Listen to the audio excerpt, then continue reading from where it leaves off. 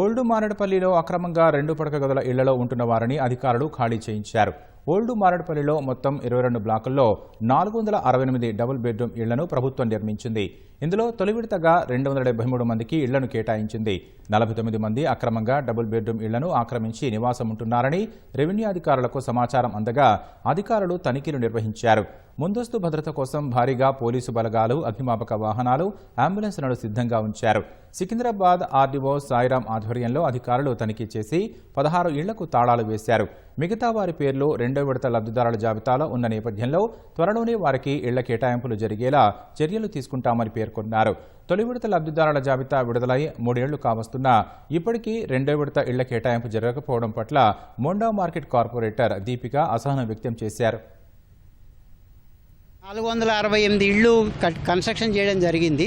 దాంట్లో 273 ఆల్రెడీ పట్టాలు ఇచ్చి ఉన్నాము. ఇంకొక 195 ఇవ్వాల్సిన వాటిల్లో ఎవరైతే కొంత ఎలిజిబుల్ ఉన్నవాళ్ళు, ఇన్ఎలిజిబుల్ ఉన్నవాళ్ళు దాంట్లో ఇల్లీగల్గా ఆక్యుపై చేశారని కంప్లైంట్ రావడం వల్ల ఈరోజు పోలీస్ వారి ఆధ్వర్యంలో రెవెన్యూ టీమ్స్ ఇల్లీగల్ ఆక్యుపెన్స్ ఉన్న వాళ్ళని ఖాళీ చేయించడం జరిగింది. రెవెన్యూ ఎలిజిబిలిటీ ఉన్న వాళ్ళు ఉన్నారో వాళ్ళందరికీ కూడా ఇమ్మీడియట్గా ఎంక్వైరీస్ చేసి పూర్తి 195 ఒక 15 రోజుల్లో కంప్లీట్ చేయడానికి మాకు పైనుంచి కలెక్టర్ గారు ఇన్స్ట్రక్షన్స్ ఇచ్చి ఉన్నారు.